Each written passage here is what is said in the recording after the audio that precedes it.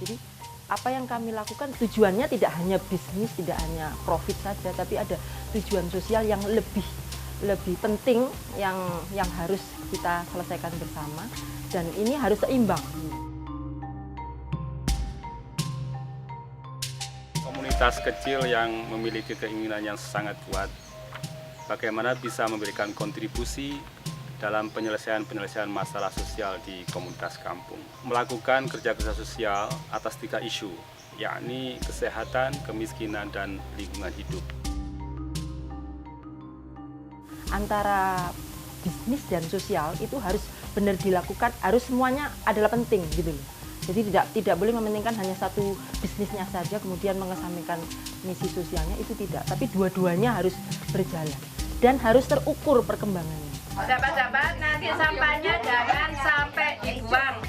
Sampahnya kita kumpulkan lagi, nanti kita buat produk yang baru lagi dari sampah itu. Ya, sebab kita akan menghasilkan sampahnya 0. Kita tidak ada sampah sama sekali. Paham sahabat-sahabat? Oke, makasih. Dan kita sudah setiap tahunnya paling tidak melatih ada 50 komunitas dan dalam berbagai pelatihan yang memang mereka butuhkan, baik tentang kewirausahaan sosial itu apa, kemudian bagaimana membuat kewirausahaan sosial yang mereka lakukan bisa berkelanjutan, bagaimana melihatnya dari sisi bisnis, bagaimana melihat dari sisi finance, dan kemudian melihat bagaimana impact-nya untuk masyarakat dan untuk mereka sendiri sebagai suatu usaha. Sehingga kita hanya mendorong lewat program Artur Fund ini kepada para social entrepreneur ini untuk bisa berkembang lebih maju dan lebih luas lagi.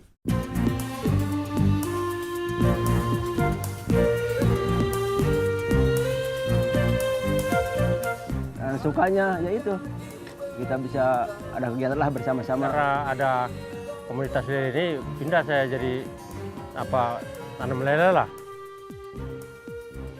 Bermula dari keinginan saya untuk budidaya sayur organik dengan memanfaatkan lahan sempit yang kosong dengan ukuran 5 x 10 meter, saya bisa menanam berbagai macam sayur.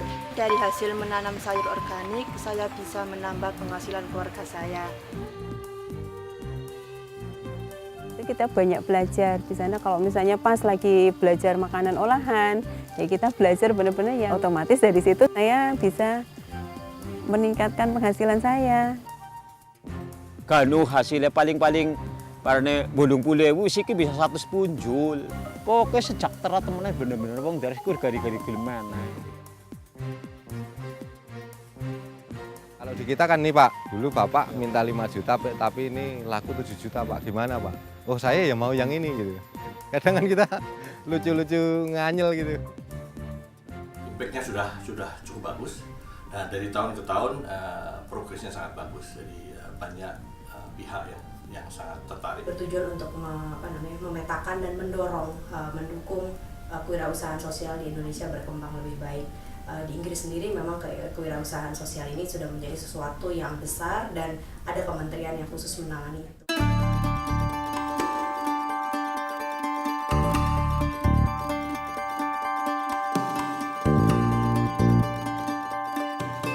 Wirausahawan yang berbasis komunitas ini memang selama ini masih belum banyak dilirik dan belum banyak orang yang memberikan perhatian khusus. Tapi dengan adanya CIC ini mereka berani untuk mengambil sebuah langkah untuk membantu wirausahawan berbasis komunitas ini gitu.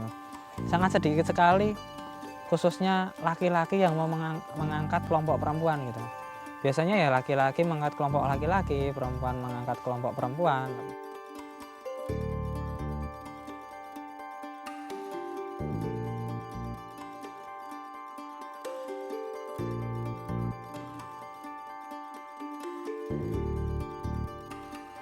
Praktek kecil ini kemudian kami bagi kepada masyarakat umum, sekolah-sekolah, kelompok ibu-ibu, kelompok tani, kelompok pemuda, dan instansi-instansi.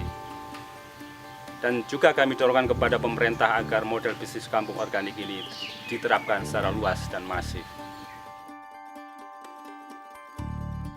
Kapan saya bisa untuk mengajak teman-teman khususnya perempuan di Desa Kemejing agar mau bekerja keras menurut kemampuan gitu. Nah ini alhamdulillah semakin tahun semakin maju, semakin bertambah. Kita ingin memainstream tentang women empowerment, yaitu bagaimana social enterprise ini bisa membantu lebih banyak perempuan atau melibatkan lebih banyak perempuan atau mendorong perempuan yang menjadi leader dalam social enterprise.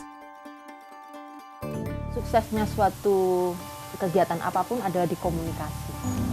Kita pasti membina komunikasi dengan anggota, baik itu pengurus, kemudian leader, kemudian anggota di kelompok-kelompok dengan berkomunikasi dengan baik.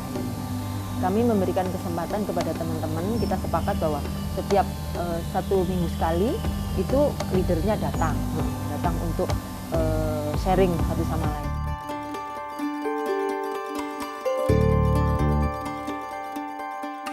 Awalnya kita mencari-cari apa sih kira-kira yang bisa didorong supaya orang mau diajak untuk membangun mindset baru. Walau sebetulnya mindset itu sebenarnya sudah lama ada.